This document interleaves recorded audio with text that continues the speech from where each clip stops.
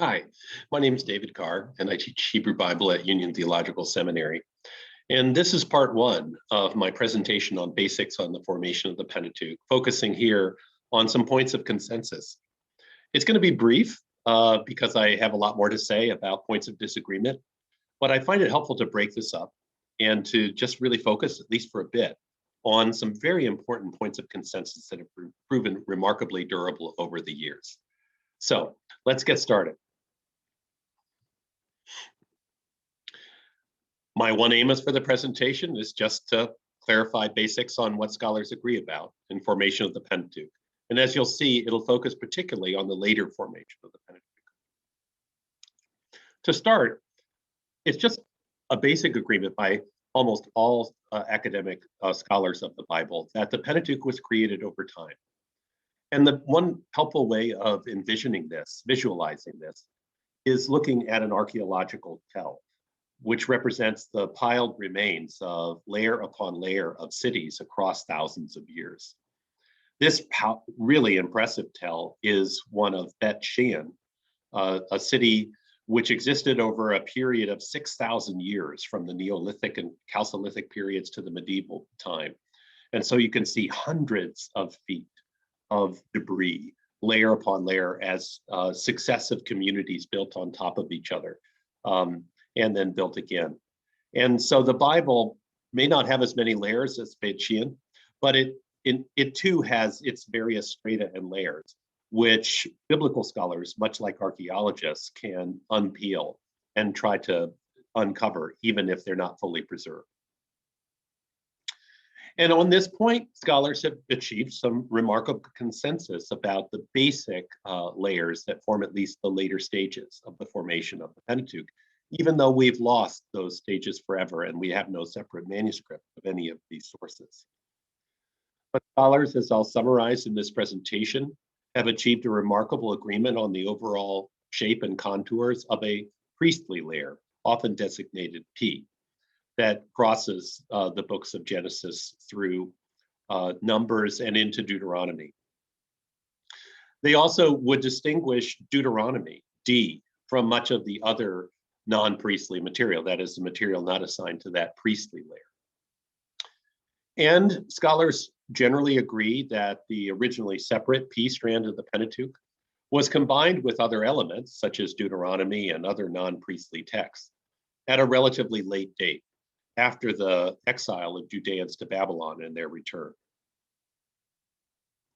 The image that I find helpful for visualizing this process of interweaving or braiding is this strand where you can see conflation of different documents. And I want to talk now more about how we can envision that.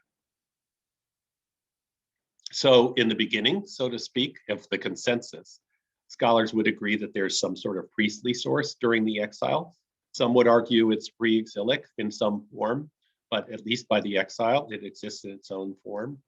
And it's distinct from both Deuteronomy, D, and other non-P texts in Genesis, Exodus, and Numbers. And then in the post-exile, our combined Pentateuch is created out of those materials.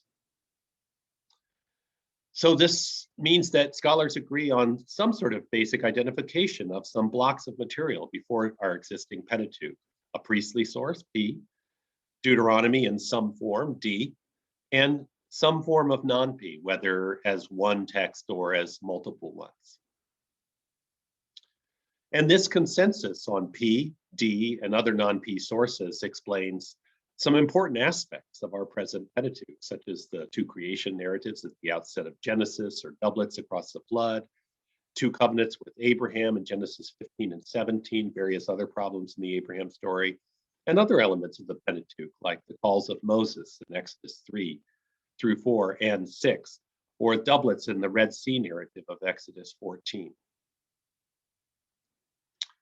So this leads to the question of what people disagree about, particularly. We start, of course, with our present Pentateuch, created sometime in the post-exilic period. If we burrow a bit further back to the exile, there's an idea that by that point, P is a source text distinct from D and other non-P texts. And then there's the question of, what about the history of non-priestly texts aside from Deuteronomy before that point? And that's the sort of million-dollar question. This prehistory of the non-P texts, aside from Deuteronomy, is where many of the biggest disputes in Pentateuchal scholarship come in. And that then is the focus of the second part of my presentation on basics about the formation of the Pentateuch, this debate about the earliest prehistory of the Pentateuch. And I'll present in that presentation 2 basic models for trying to explain and account for that. But for now, I just, for what it's worth, point to the textbook that I wrote with my wife, Colleen Conway, The Bible, A Contemporary Introduction, with Wiley Blackwell, that's out in a 2nd edition in the spring of 2021, and the Hebrew Bible, A Contemporary Introduction to the Christian Old Testament and Jewish Tanakh, where I talk in more detail about these different models for the formation of the Pentateuch, the dating, and that sort of thing. And I hope you find those discussions helpful as well. And with that, I close and wish you well in your studies.